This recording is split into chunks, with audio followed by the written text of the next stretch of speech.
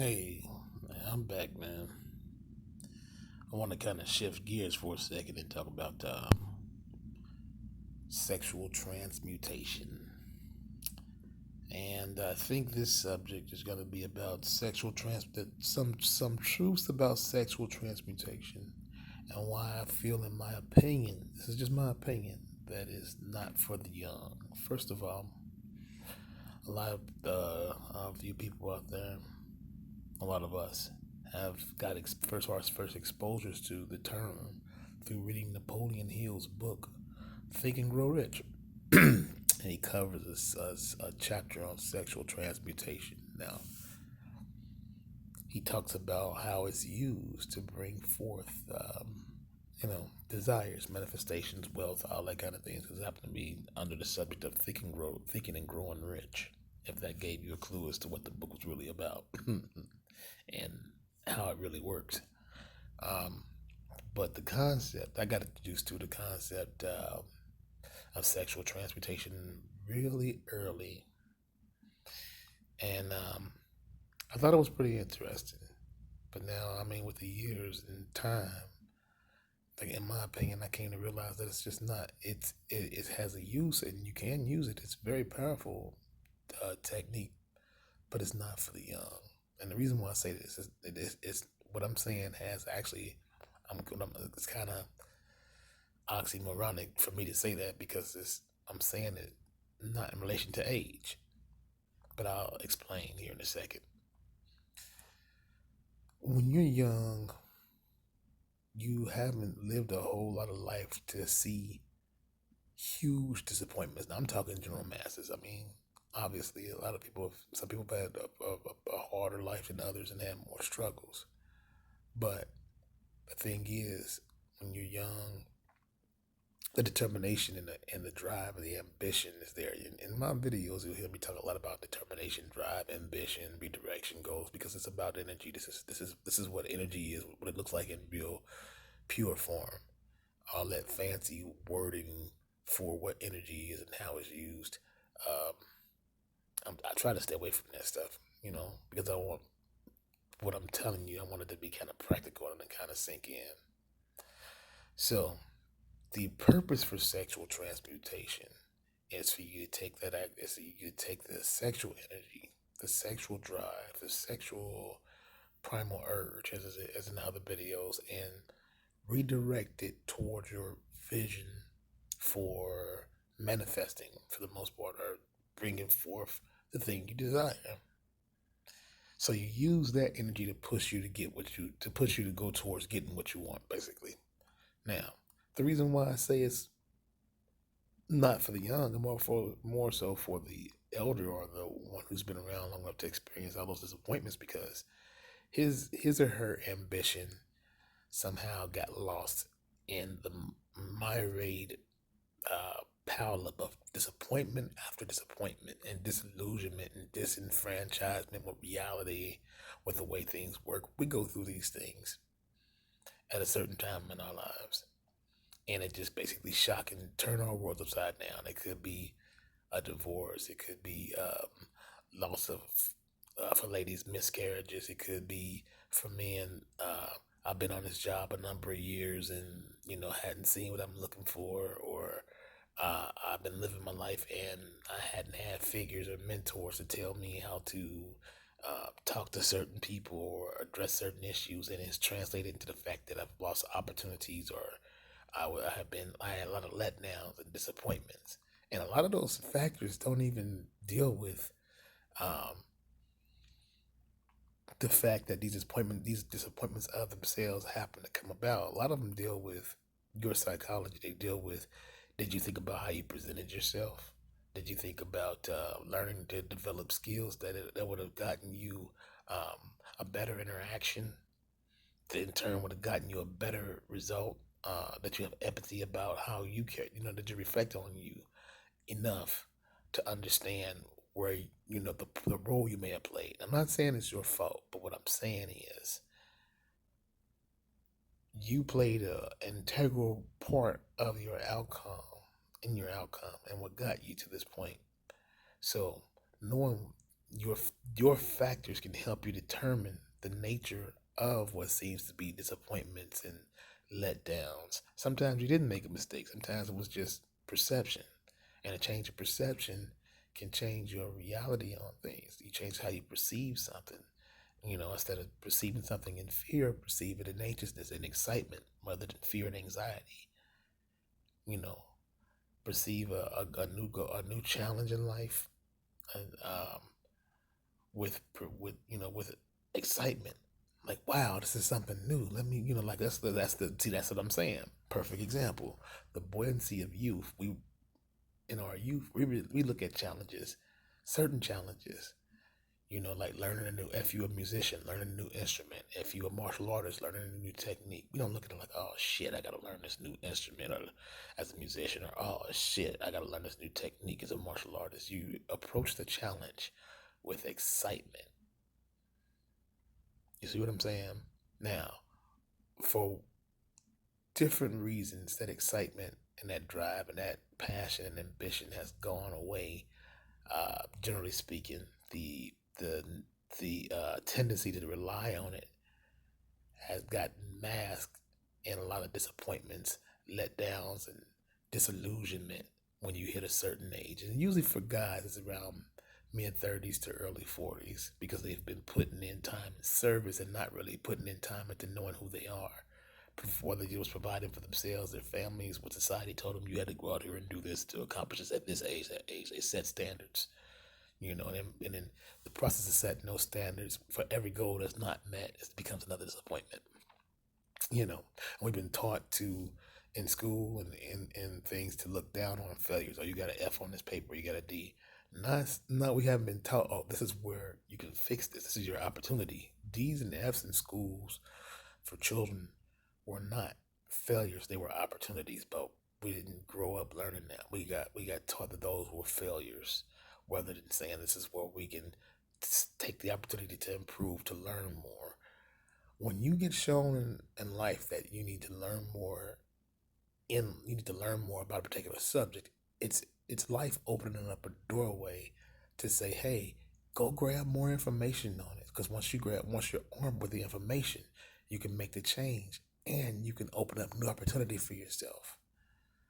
And that way, what appeared to be a failure actually was a teaching tool for you. But see, if you're busy looking for, you're busy looking at disappointments and disillusionments and disenfranchisement and letdown and listening to your anxiety and depression and frustration talk to you, you'll miss the opportunity. So, the shortcut for the older man who didn't at the time have time to grasp it. It was something that I think, this is just like I said, just my opinion. I think Napoleon Hill kind of threw it out there, sexual transmutation, because he explains about turning 40 and how men seldom accomplish things before the end. He gets into different details like that. But I think the shortcut, just so you can see something quick, something to play with, was to how to use it to rely on that still primal energy that still kept pervading through the body, or kept, permeating through the body, which was a drive you can call on, a sexual drive. And from that, okay, get a good idea or get a spark, and go off into a thought and let that thing feed, let that energy feed your thought and get you excited again. It was a reach back tool is really what it was. See, when you excited and you ambitious already about life and you ready to meet the challenges and you thinking you got a mind and think that the challenge is something exciting and new, it's going to reveal something new to you, ready to learn from each time you fall and make a mistake. You don't need sexual transmutation. It's not needed because you fueled by the excitement of learning the ins and outs. Oh, okay, the knob didn't turn right this time, so then I got to turn the knob left, or I got to turn, like solving a new puzzle or learning the Rubik's Cube. If they still play with Rubik's Cubes today, you don't take a Rubik's Cube and say, damn, I need to use sexual transmutation to figure it out. You're excited about figuring out that Rubik's Cube, or you get a 10,000 piece puzzle, or even 2,000, even 500 piece puzzle. You don't approach that puzzle like, damn, I've been so disappointed in my life with not making puzzles work that I have to do something, and then you rely on your sexual urge to finish the damn puzzle. No, you do the puzzle because and you learn how to solve, to make the pieces fit together, and you approach it with excitement. And in those instances, you didn't even need sexual transmutation. Um, but I thought I might make a video on it because I thought that, well, the tools that I do offer or the options I do offer may give you some insight as to what you can use as an alternative. But at the same time, understand that sexual transmutation was like a reach back, and it's a reach back for the older man who was overwhelmed um, with anxieties, frustrations, letdowns, and disappointments and disenfranchisement. A lot of young people are learning these new concepts about sexual energy, sexual magic, and sexual transmutation, and they're ready to apply them. They're ready to get the edge on life. They don't want to. They're so scared to go through those letdowns and disappointments that get you to the point where you have to use sexual transmutation. Now, I understand that an ounce of prevention is worth a pound of cure. I understand it, but as somebody who just gone just a little bit before you, I can tell you, relax, man. You can actually prevent that by using what you got, and that's keeping that buoyancy and approach to life to where the situation is a challenge that you're ready to meet because you're ready to learn from the situation versus being disappointed. A lot of things you already have up here that you know. You don't need to, you just need to, it's just your approach, it's just your perception. You don't need in some cases, you don't need a new tool of transmutation over here or some kind of a tantric meditation over there or some kind of breathing technique or some kind of new thing that'll give you the edge over everybody else. Sometimes having the edge is keeping belief in yourself and approaching things as a challenge, that's approaching the obstacles as challenges and opportunities to learn from.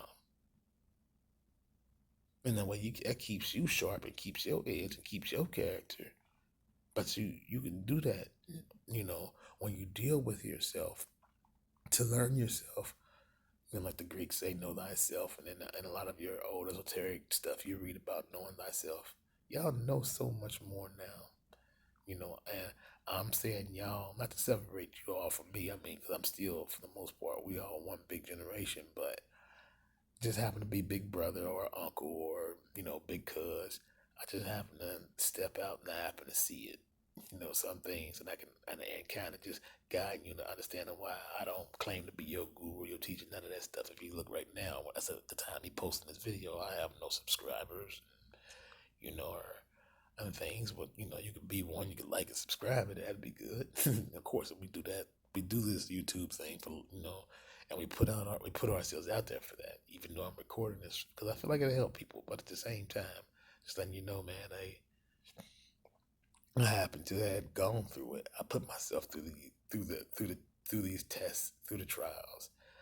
I spent money on courses and on reading and on books, and I did that. And it's like after I did that, then boom, here come the internet. Boom, here come YouTube. Here come social media. Here come being able to look up stuff that we had to wait for the shipment of the books to come in.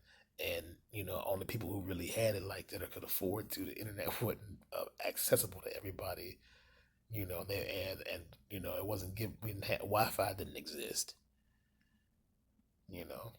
So I mean, I would take advantage, like if you got people like Ty Lopez telling you to read books and stuff like that, still take advantage of that stuff, learn it, but at the same time, take advantage of what I'm dropping your way too.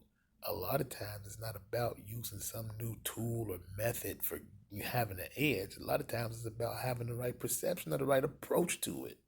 If you keep the right perception and the right approach to learning from life and advancing, more than likely, sexual transmutation is something you'll probably never have to even use. And that's just being honest. Because I mean, in essence, it's kind of, again, it's kind of oxymoronic for me to say that, because when you're using your sexual urge to push forth and to take your visions you get and to go out and accomplish them, you kind of already using it. So I'm kind of contradicting myself, but I'm trying to put this in a way where you can understand it. That's just me. Again, you like the content, man. You like what I'm putting out. Like and subscribe. Share it if you can, if you want. If you think, again, challenge my bullshit. From now on in future videos, I'm gonna always tell you to challenge my bullshit. Do research, look it up for yourself. So give me some ground to stand on. put me on to something if I'm saying something that don't make sense. But put it on to me, not in the way that you, because you saw some damn video or you done been in some kind of social circle or something like that. If you're gonna put me on to something, put me on to something because you experienced it and you seen it work for you, and then you tell me how. Then we can if you see if you go to my about me, we learning and growing together. So if you get something that's contradictory to what I say or something that kind of as a rebuttal to what I'm putting out there, put me on to it. But put me on to it based on what you experience, man. Don't send me nothing based on because you done had you've been comparing what I'm putting out versus what somebody else putting out. Because let me tell you something again. There's another video I'm gonna tell you and remind you, people got agendas. What I'm telling you is coming from experience. It's not and from the heart. I got some research to go with it, but I've experienced these things already.